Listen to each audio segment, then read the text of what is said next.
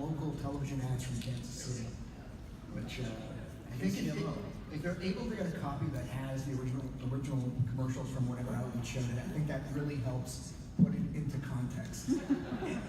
Yeah, it expands on the experience. Yeah. They've closed the doors, but luckily they're still letting some people in so that they can enjoy the wonder, the, what was it you called it? Timelessness. The holiday special. And like I said, they closed their doors. You can't leave now. It's not a panel, we're just going to play it. Surprise! How about we introduce ourselves? Sure. You can, yeah. No, you should start. Yeah, how about that? Okay, I'm Scott Kirkwood. I am the curator of StarWarsHolidaySpecial.com, which has been running since 2002. Basically, it's kind of been my obsession for a long time, and I eventually had to do a website about it because what else do you do? When you're obsessed with something, you put it online. I'm Spina. I make monsters for a living and restore old movie props and have two companies, Spina Designs, which is like an effect shop, and Regal, which does really cool Star Wars decor and sculpture and furniture and all sorts of stuff. We're at booth 1031 if anybody wants to stop by and say hi. Thank you. And I'm Pablo Hidalgo, and I write Star Wars books. I'm in story development at Lucasfilm. I've been there for, over 18 years now. And among the things that I do is I kick over old boxes and find documentation that people have forgotten about and try to share it with the fan community when I find something really interesting.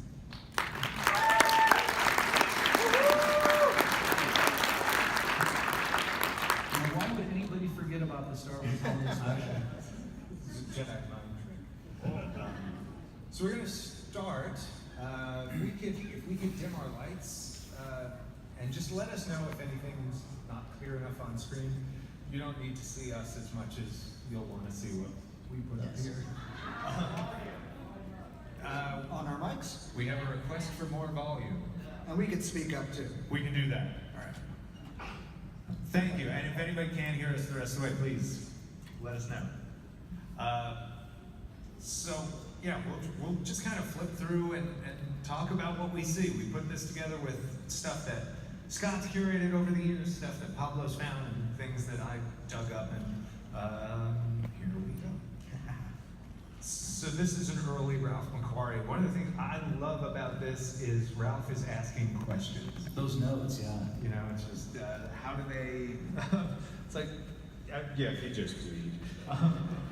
How do they get down to the surface from the top section? Like, it's that sort of thinking that led to the practicality of what Ralph was able to do. And it's also an illustration of how much Ralph McQuarrie was involved in the holiday special in terms of the initial visualization of it. Absolutely. This is more Ralph, right? Yes. That's clearly Ralph. Yeah. And this was almost exactly replicated in the, I mean, for all its faults, in the holiday special, they did an amazing job of replicating this set right here. It's fascinating to watch because it's clear where the holiday special spent its money and where it did not. And by the time you get to the third act, you want to see the Wookiee Tree of Life and all the Wookiees gathered together. You can see that they had completely run out of money at that time. Right. They have that weird thing where they're walking in space on a Luma key into blinding light. And then, of course, on the right, the concept sketch became the matte painting for the show. Yeah, and I love this these little thumbnails here of a guy falling off of the deck of the Wookiee house. It's sort of like Ralph was visualizing this and sketching it out, and it's like they intended to have somebody fall off there, you know, from the get-go. It sounds like. This is the early sketch of Lumpy's room. Love this. And this is what we all wanted it to look like. And this is all based on George's description of the Wookiee planet. The trees are so dense that you could actually walk across them like a surface. And the idea that there are banthas native to Kashyyyk of a certain type that Wookiees would ride and harness is all from his original explorations of that planet. Super cool. Now, this is another Ralph McQuarrie, but something that's interesting about this is you can see that kind of electronic ball that's hanging with the screen behind it. And that concept carried on through even into the next ones, which are Joe Johnston's sketches.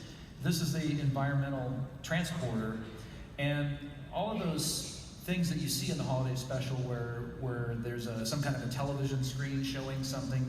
The original idea was that this would be, this environmental transporter, which would be kind of like a holodeck almost. Yeah, or 3D kind of. Sorry, wrong property.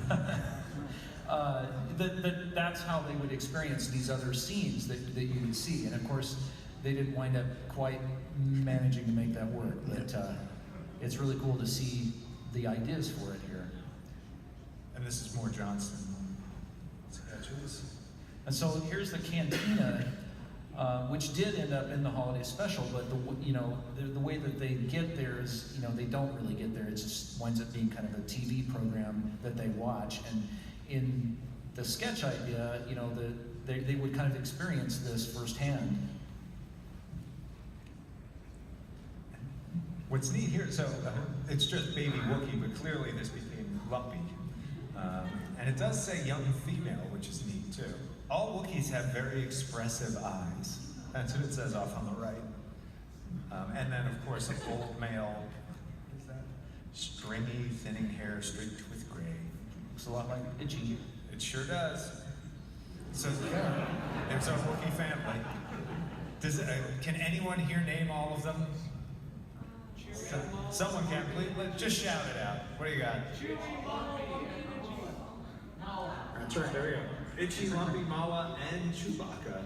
And as we find out, Itchy is short for Etachipcook, Lumpy is short for Lumpawarump, Right. and Mala is short for Malatabuck. Right. And was that from the time, or was that later? No, that was from the time. That was from George's notes from the 70s. I guess as a little bit of background, we should note that it's hard to find a lot of reliable information about the genesis of a holiday special, about who started what, and when was its original inception. Some of the most recent conversations that I've heard George talk about it was that it was the studio, in this case 20th Century Fox, that had asked them, so when's the next movie after Star Wars came out, because they were really excited. And he said, oh, about 3 years. And that apparently terrified them. They were trying to make the point that no one's going to remember Star Wars in 3 years. Obviously they didn't. Yeah.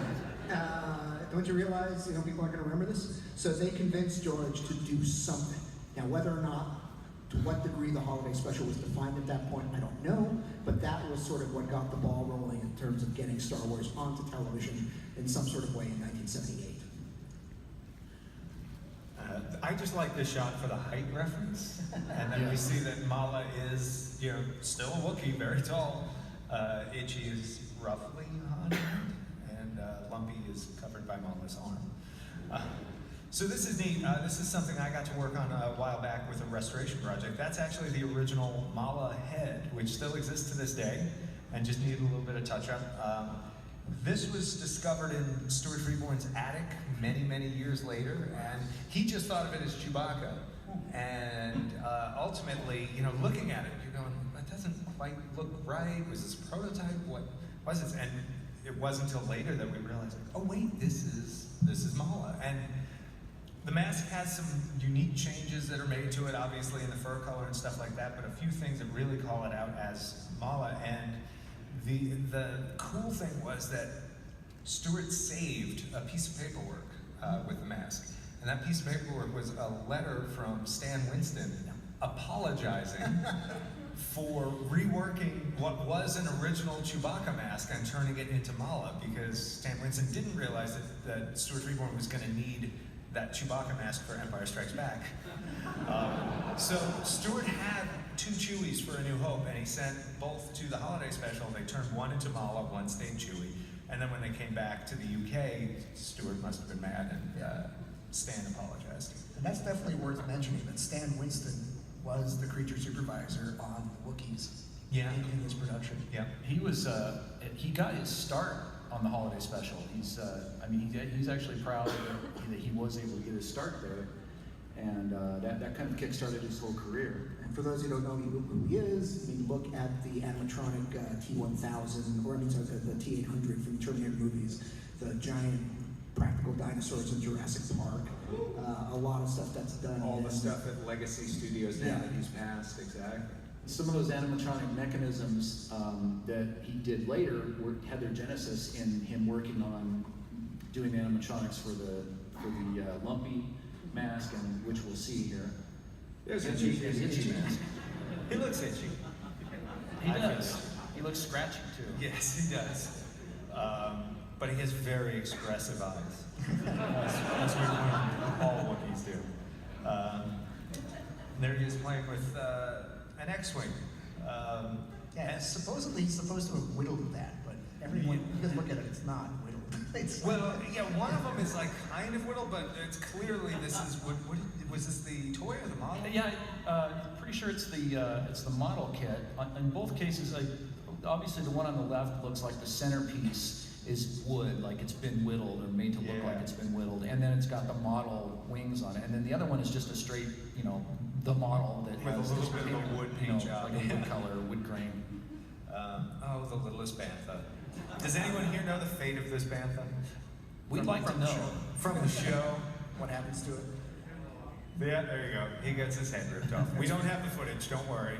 It's funny, if you sort of canvass someone who's seen the holiday special and you ask if they're named a few things that you remember, this was clearly traumatic to enough people because they clearly remember. Everybody remembers the bantha. Well, yeah, it's just the way The Imperial Trooper ripping the head off the toy. That trooper was mean. Yeah. He was really evil. You want to speak to our friends here? So we've got Patty Maloney here who played Lumpy, and yeah, you can kind of imagine her in that suit. Although I don't know where she put all that hair, but underneath all that hair. But she's she's done a lot of things previously that she was in some shows like Far Out Space Nuts. Oh God! Some of those Croft Superstars kind of TV shows back in the 70s. So she was seen on a lot of that I stuff. said lunch, not lunch. I think that's how she wound up getting this part. Right. And there's Stan Winston working on the Lumpy mask. It looks like a test fitting on the left and a final style on the mask, not his chest, on the other side. It was the 70s, okay? And I believe that's Patty in the suit there where he's testing the mask out on her. And that's Lumpy and Itchy back in the 70s. I love the gappy, gummy teeth on Itchy too. And this is some of the pieces that are still in the archives. They've got, I believe those are Lumpy's feet and Lumpy's head. Yep. And if I remember correctly, they've got the body suits for the Stan Winston Wookiees as well. So one of the things that happens with this holiday special is that there are photos from the holiday special that get turned around and published, and people kind of assume that they're actually from '77, but really they're from the holiday special. So this is one of my favorites. I see this all the time. There's like a handful of accounts on Twitter called like Movie History or Cinematic History or something, and they post this saying this is the filming of Star Wars in 1970. With a giant television camera on the left-hand side. And a very diminished looking cockpit. That's right. And you can see their feet sticking out of them. Like, there you go. That's how they did it for the movie. So this cockpit was actually, there's the movie set, by the way. That's the real thing. Bigger cockpit, room for people in the back, the whole back section, movie lights. No shoes showing. And why don't you tell us where this came from? These are some sort of behind-the-scenes shots of the Falcon as it's being built and sort of demonstrated. But you can see, I mean, there's not a lot to it. It's plywood. There's, it's very basic, but it's kind of amazing how well it came out on screen. I mean, even just that shot. So that's Mickey Herman in the middle. She was a script supervisor for the first movie, and what was her role in the holiday special? Did she step up beyond that? I think she was involved in I can't remember on that one. I think she was involved in. There's a website we could go to find out. Yeah, I have to go there. Sometimes I write about these things and then I forget what I wrote. Oh, yeah. But I think she was involved in approving some of the things that Yeah, were done. she with the kind of product. expanded her role, but here, even just with very basic lighting, it doesn't look too far off in that shot. Right. Yeah. You get enough. Get it looking a little dark there, and some stars behind it, and There you it's go. pretty good. And now there's other stuff in the holiday special that was from '77, but you never saw it until '78. In particular, these two fellas. That's right. So And this wound up on the Blu-ray, which was really nice to finally be able to have that scene in its entirety, because it was deleted from the film. But anyone who had the holiday special, anyone who had the holiday special all this time has been able to see this scene. And there's a couple other over dialogue. Exactly. Yeah, Yeah. with dialogue changed to make it relevant to the holiday special story. But it's basically just a short scene of Chief Bast and his sideburns talking with Darth Vader in a hallway. Again, it was the '70s.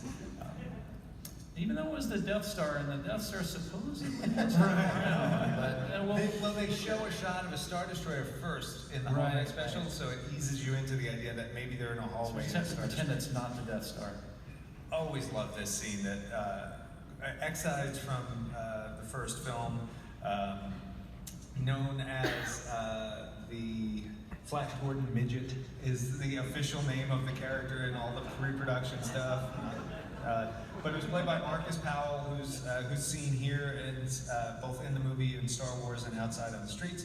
And in the movie, there was this extra scene where he's chased by 6-foot furry legs / stilts. And years later, we were able, through the call sheets, to figure out that the stilt walker was this guy, Peter Barber, who was from a family of stilt walkers and who only did a few films, and was able to find online one shot of some guy in a movie walking away from the camera in stilts. They're like, holy cow, that's him. So let's talk about the bigger stars, not just the stilt walkers. So Yeah, this is one of your favorites. this on the left, you've got a promo shot of Harrison Ford, but I always thought it was odd that his hair looked so short here. And if you compare this to, there's a shot of him here from Force 10 from Navarone. He had probably just come off that film, and his hair was obviously short for that film, and then I assume came in to Lucasfilm and take some promo shots, and his hair looks different, as it does in the holiday special. So these promo shots were taken obviously around the time of the holiday special. Yeah, there's a whole series of promo shots that kind of came out that were shot around the same time. You can usually ID them by the weapons and Harrison Ford's hair. But so on the top right here, you've got Harrison Ford's Hero Blaster from Star Wars. And on the bottom right is what they call the Greedo Killer. That was a blaster used on the one insert shot where it's not Harrison Ford's hand pulling it out of the holster to shoot Greedo first. And then, but if you look closely, there's actually a lot of differences. The way it's on the top, it's mounted with a central ring. On the bottom, it's two separate rings. The scope is different. The end is very different. The barrel is longer and skinnier, etc. But so there's a whole series of shots of Harrison Ford with that gun, and that's how you know they're the holiday special era. We've got Luke, we've got R2 getting some work done. Do you know? Okay, so I'm gonna throw this out there. Is Mark Hamill wearing a wig in the holiday special? What would he have been doing at the time that would have had him have short hair? I don't know, but I do know that most of the shots have like that telltale sort of wiggish look. It might just be a really wiggish style they gave him. But It just looks strange. It's very blonde, and it's, it kind of, everything comes down in a way and When did he covers. shoot the big red one? We should look into that. We should look at that. Yeah. Yeah. All right, well, at part 2 of the 40th anniversary of the holiday special, we'll find out what Mickey Herman did, and we'll learn more about Mark Hamill's hair. Carrie returning, Anthony Daniels returning as C-3PO. I like the variation on that sort of dot dash pattern in the background, very Star Warsy. There's More shots of Luke with Yeah. very strange haircut and very strange makeup. Yeah, well, It's often been remarked. TV makeup versus movie makeup, and this was shot on video rather than film. Yeah. Yep. The picture quality was intended to withstand just being broadcast over the air onto your simple RCA TV you had at the time. So here's another way to tell, if we're talking about holiday special era, and that is the holiday special lightsaber. That's not Luke's normal lightsaber, if anybody notices, and this is what he's wearing on his belt in the show. So here's a sort of side by side. What's that? This is the not the very one, but this is the same kind of graphite flash tube that Luke has on his belt in the holiday special and in those promo photos. And it's the only time that lightsaber shows up, as far as I know. And I have no real idea why that wound up happening. Didn't have the real prop on. Maybe it is because it's like, who needs it? What, the holiday special? Well, let's just let's They made it out of a flash handle. Yeah. Here's a flash handle. So on the right is a flash handle that's called a Graflex, and that is what they made Luke's saber from in the first movie. And on the left is the Graflite, which is the new one. What's interesting is sometimes you do find these shots photoshopped with the proper lightsaber in them now, which is kind of neat. One more thing about that is this. We'll get to it. We'll get there. This is also found on the console of Luke Skywalker's X-wing in The Empire Strikes Back. He has a spear lightsaber mounted on the. That's why he had it there. So yes, the one lasting legacy of the holiday special that no one has any real contention with is the introduction of Boba Fett. Here he is riding a giant dinosaur creature. I'm a fan of Star Wars characters riding dinosaur creatures. Just going on record, dewbacks are awesome. Whatever this thing is, also awesome.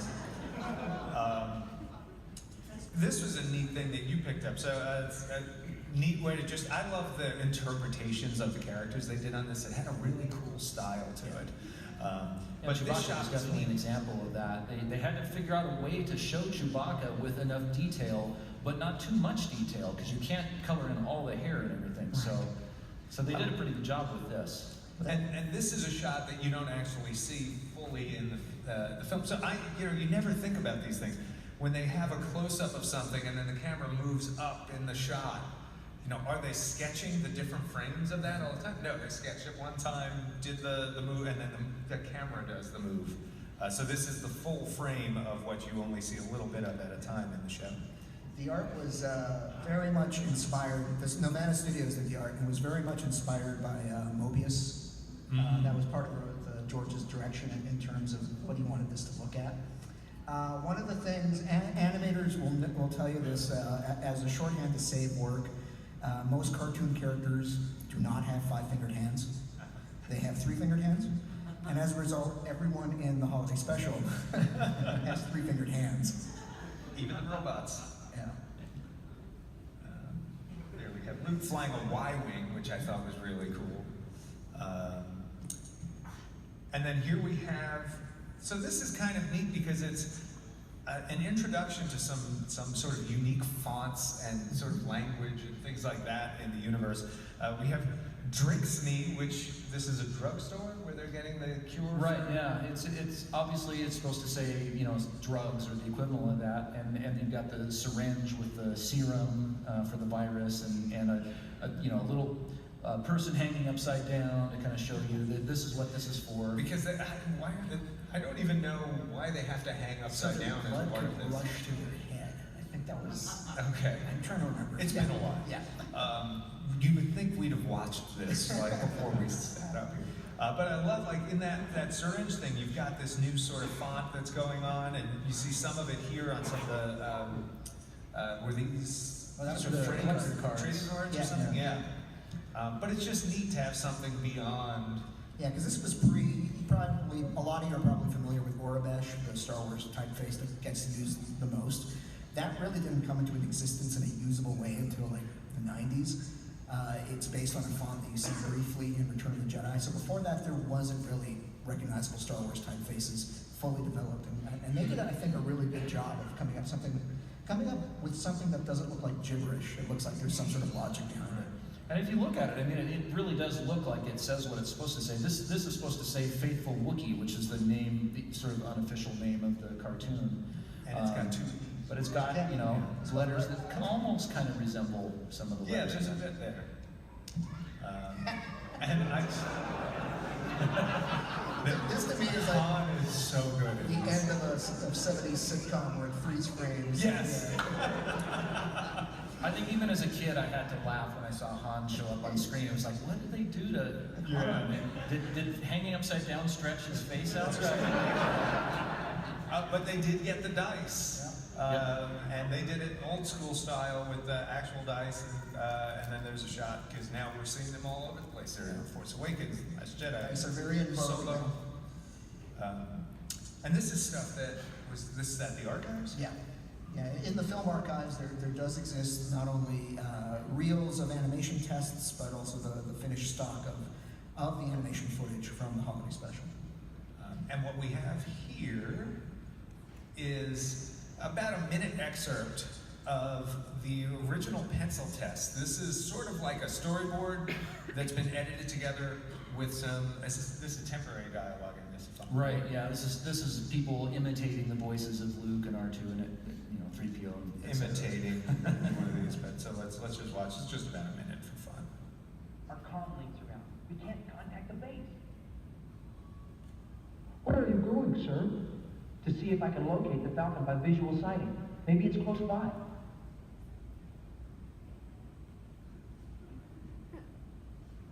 R2, stand by to fire the ejection pod. And hurry, R2, or we'll be dessert soon.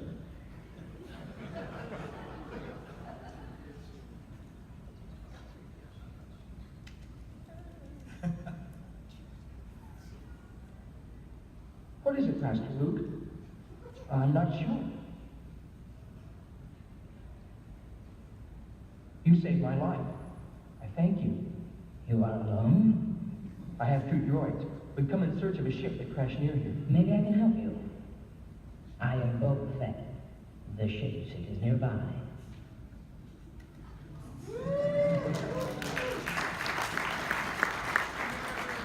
Also notable in the holiday special is an array of guest stars, as any good 70s variety show should have. Art Carney on the right, of course. You had That's, some information about the fellow on the left. Yeah, the mustached Imperial Guard, as they call him there, is a guy named Lev Mailer, and we did an interview with him on StarWarsHolidaySpecial.com. And you know, he's a cool guy, and he teaches acting now. He's got a school, and he was really happy to talk about it.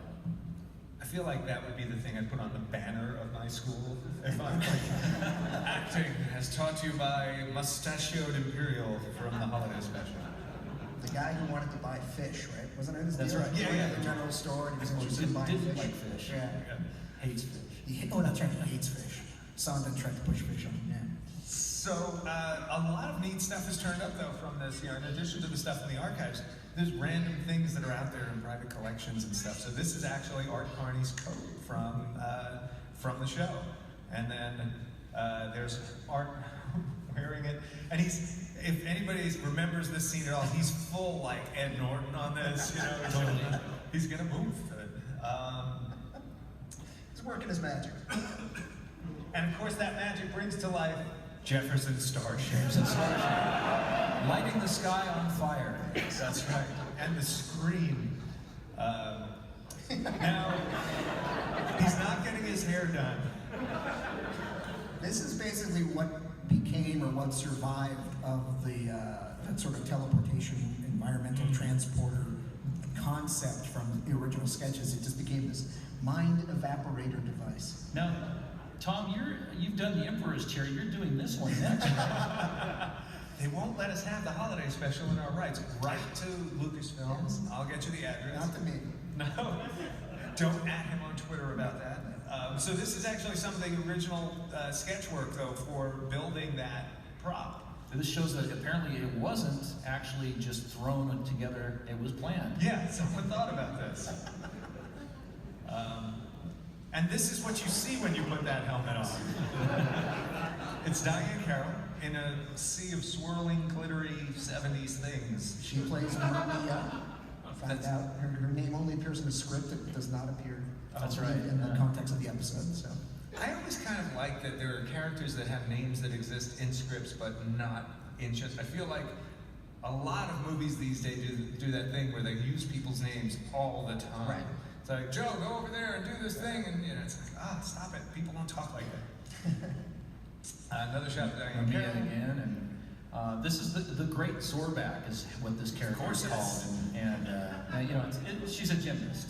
And is that a blue-screened sort of Blue screen two-bar with setup there? glued over bars, Yeah. parallel bars, I guess. because they get comped into, well, as we see here, they get comped That's into right. the tabletop holographic projection there. And these Which we all these are the jugglers who are known as the Rico brothers in the Holiday Special. And these guys, the costumes for these still exist, which is just amazing. Now their real names were the Mum brothers. And I don't, Rico Well, you brothers, can't- Mum brothers. Maybe they want them to sound Italian? Not sure. This was great. Yeah, that's just an awesome. Looks like they could do motion capture with that costume from like 10 years ago. I've heard this sequence referred to as the Cirque du Soleil, but I think they're a little better than that. Too soon. That's the ringmaster. Yeah. Do you have you don't have the photo from the celebration, do you? No. So a guy came to one of our Cantina panels at one of the celebrations before, dressed up as this guy. And he just made And it my was day. very well done. Yeah, It was amazingly well fantastic. done.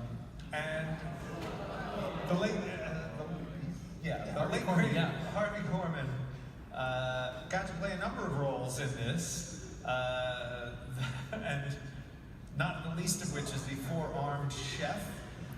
Gourmanda, Gourmanda, however you pronounce that. Pretty nicely made up. Was this Tom Berman?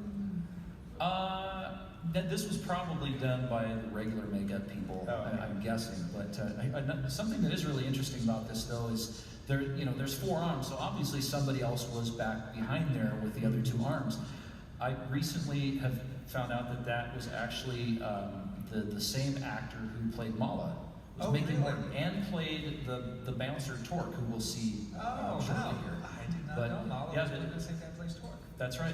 You heard it here, folks. The gloves have turned up recently, and the costume, and the name on two of the gloves that is actually sewn in, and it says Mickey Morton. Oh, that's awesome.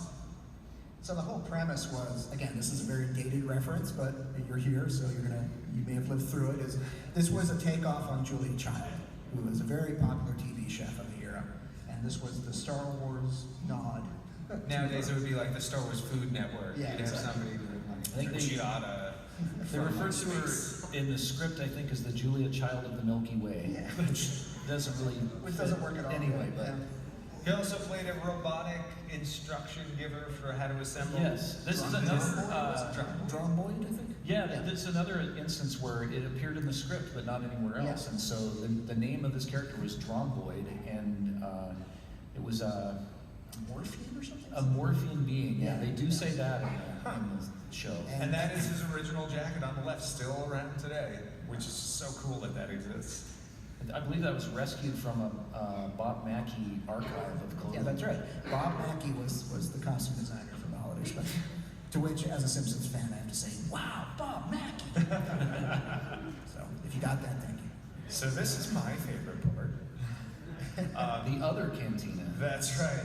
The other The cantina. other cantina. That's right. I'll take a moment I think we have a slide about this at the end. If anybody likes Star Wars monsters and behind the scenes stuff, do not miss the Star Wars Cantina panels that Pablo and I have tomorrow and Saturday, 3 o'clock tomorrow, 4 o'clock Saturday, and there's a lot of fun stuff in them. But we compiled some really good stuff that we got from some image archives. The neat thing about this is something we were talking about. They attempted to, it's tough to tell from the shots in the show, but they did attempt to replicate the style of the original cantina. They have the center island, they have the horseshoe-shaped bar. They just only have half of it. And they put a mirror behind all of the drink hardware there to sort of accentuate the idea and try and give the impression that there's more. And there you can see the mirror pretty clearly. It's frosted around the edges. And of course, B. Arthur. Who doesn't love Cantina? Thank you for wooing B. Arthur. That's the correct response at all times. Watch this. B. Arthur. Thank you. All right.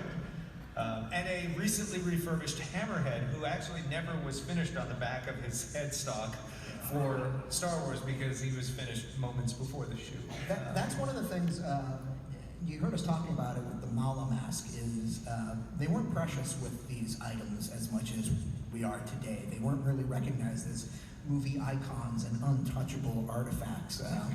So there were costumes, there were pieces from the original Star Wars that were forever modified in order to appear in the holiday special. Or the Ewok movies. Yes, that's right. Like the helmets and things. So yeah, here he is. He's gotten some new skin texture and a fresh coat of paint. There he is with, is this the guy we said? Yeah, he has that's Kelbo, right? Kelbo. Yeah. Kelbo, yeah. His name like is it. said in the special. There's Harvey Korman again. A neat little nose appliance on this one to bring his nostrils out into his cheeks. And he has Some weird thing on his head. He has a hole in the top of his head, and that's how he drinks in the special, if anyone doesn't recall. As I said before, some of the things, a handful of things that people will never forget, and that I always hear out of context, was the Bantam getting its head torn off, and the person who drinks out of the top of his head. And I remember when the internet was first out, there were people that swore up and down that that was in Star Wars when they saw it in the theater. And they were trying to figure out, why was it cut out? It's like, What's that, the Mandela effect, is that what they call that? exactly, yeah. Or is it something else, but now I'm being convinced Now that you're it's convinced that? that I know. So in the film, he is hopelessly in love with our hero Akmena, played by B. Arthur. Thank you. And what's neat about this picture, you pointed this out. Why don't you give me what you spotted? I'll give you what I spotted. To the far left here, you can see a guy there with no mask on, and we think this is one of the Duros That's creatures. one of the Duros And guys. of course, behind there is a blue screen where they would have projected the that the TV broadcast? yeah, the Empire breaking with into the Tarkin Yeah, guy. yeah.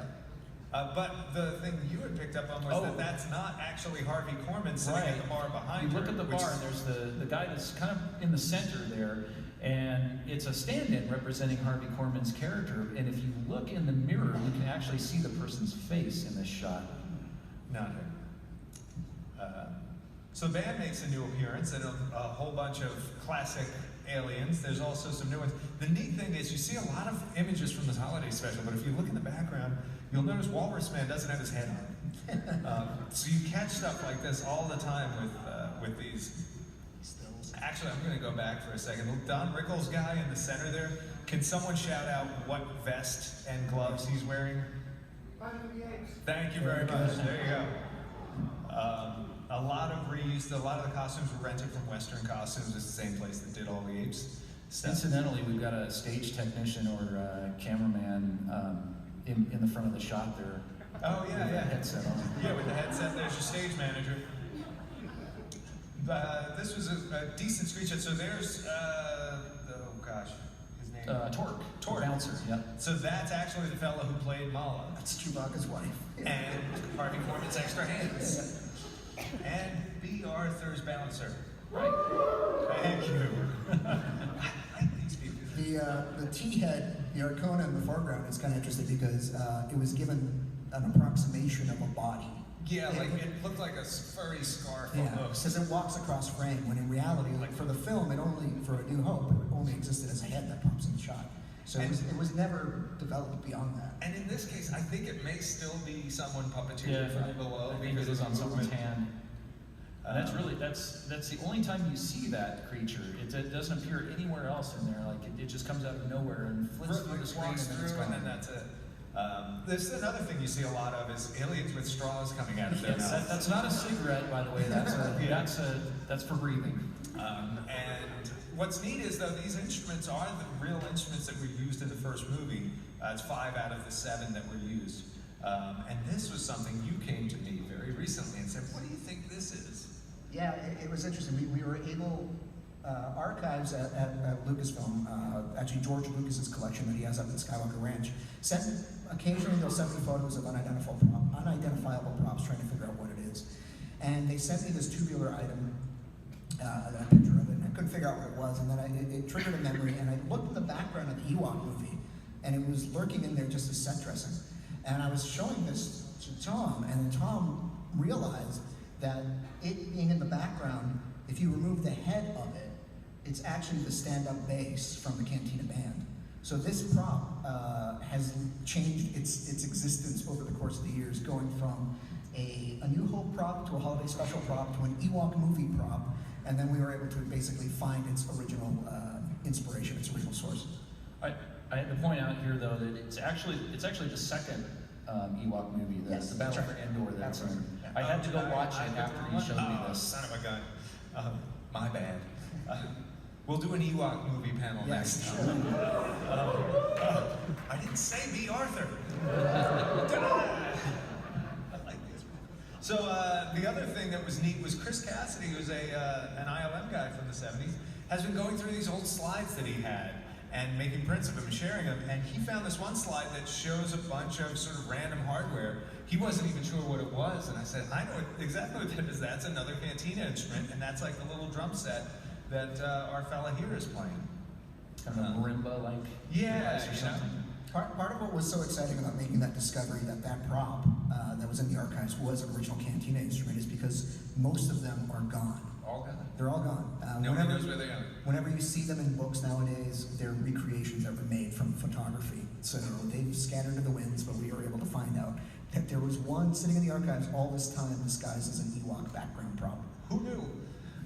And this is something I didn't know because the quality of the photography, the video was so bad for so many years.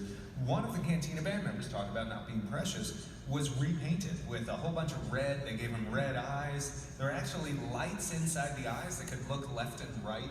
And this was something that was found in Rick Baker's archive. And it was the band leader in the holiday special. And it wasn't until we got a clearer look at it that you could even see that. Barbarine, I believe his name was given. Barbarine. This guy's real cool. I wish there was more of him. And we don't know for sure who made this, but I do know that it appears in photos that were taken in someone's backyard. It was Phil Tippett, John Berg, and Rob Bottin.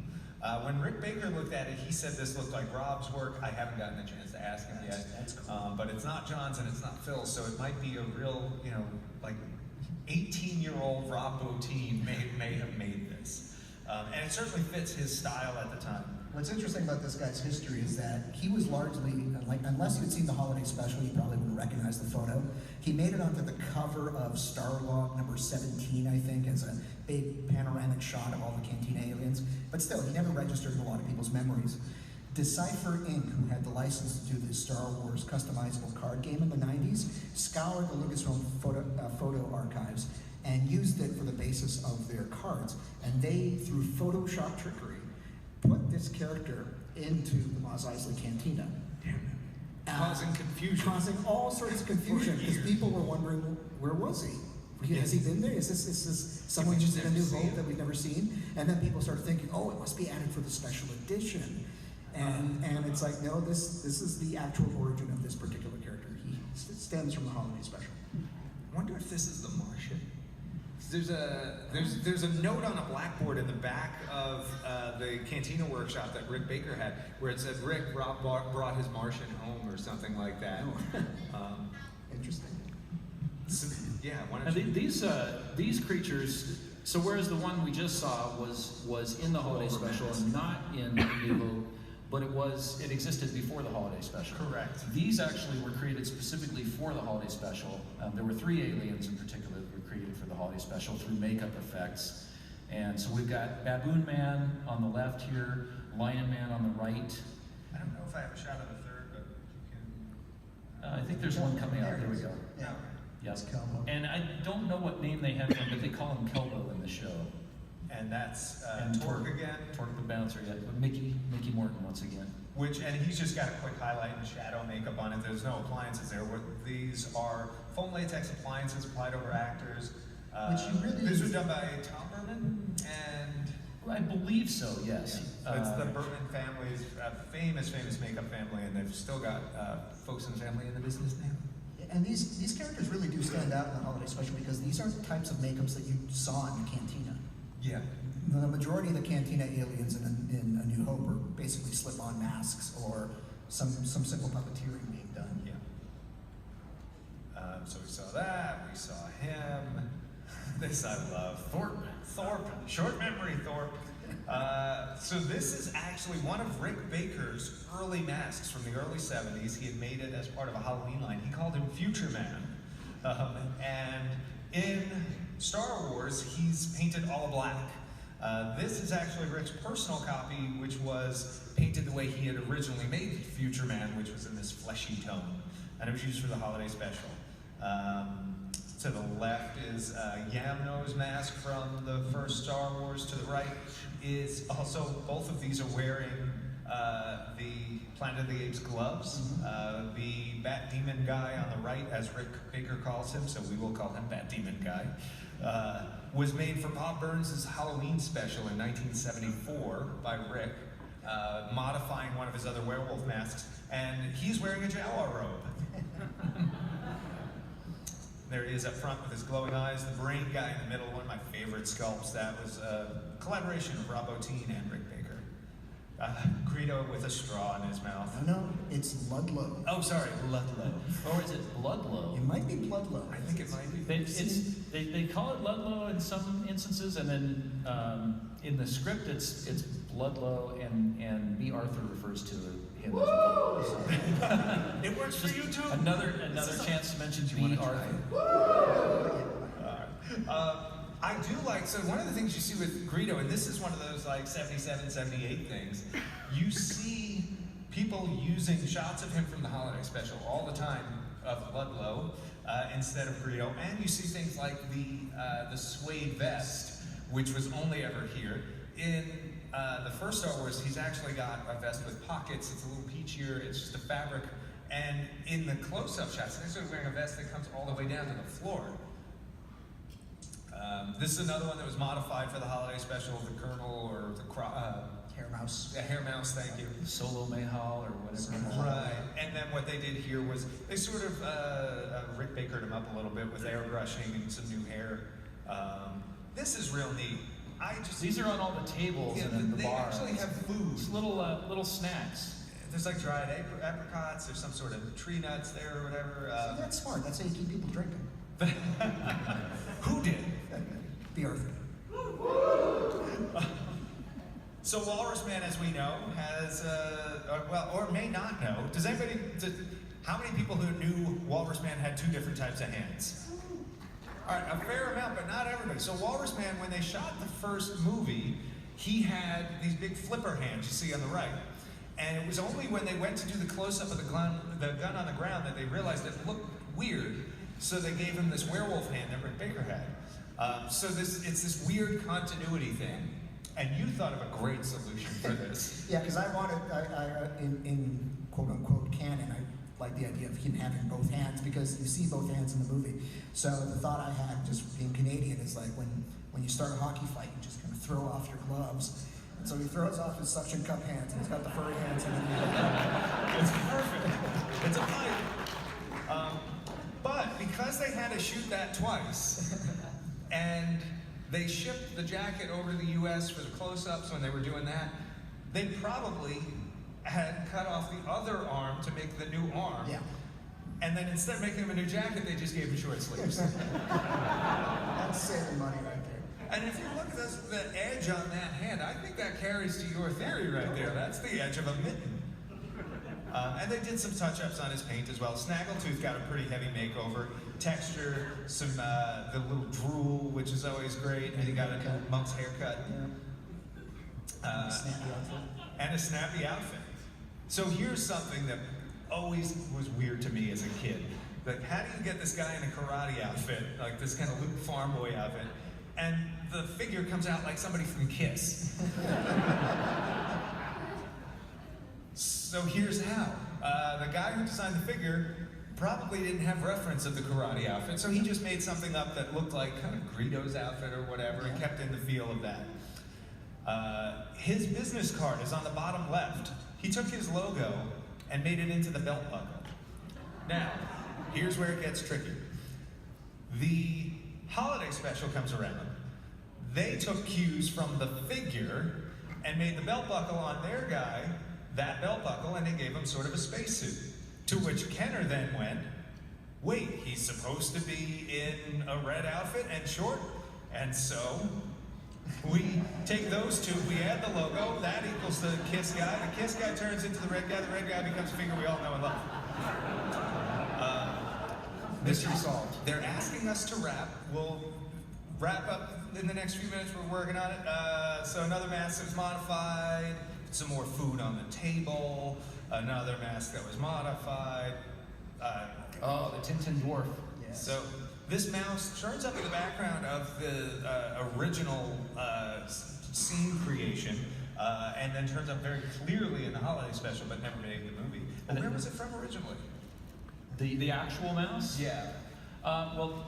There was a Food of the Food of the Gods. Gods. Food of the Gods, An older movie.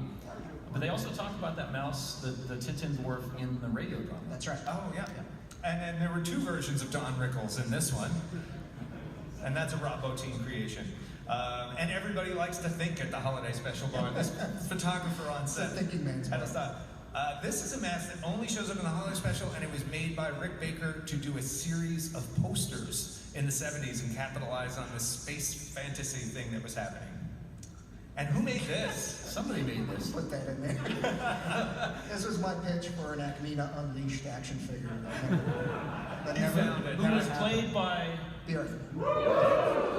All right, so this is the last 3 or 4 slides. The Life Day ceremony. They walk through space into a vortex of some kind wearing Snuggies. Go into the light, Yankees. They all gather around our heroes holding globes of light. They get a lot of it. It's 70s Aquanet hairspray.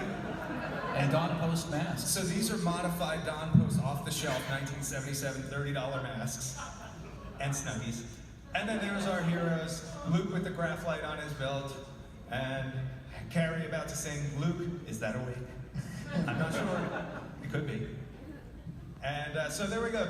Join us in the next few days. I do have a giveaway, if everybody will just hold tight. I was very lucky to work on this really cool creature book, and I got a bag and a t-shirt and a book. So I'm gonna ask, just put up your hand and I'll pick somebody random. Who got their head ripped off? There you go, all right. Thank you, sir.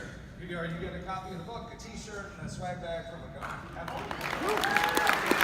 fun.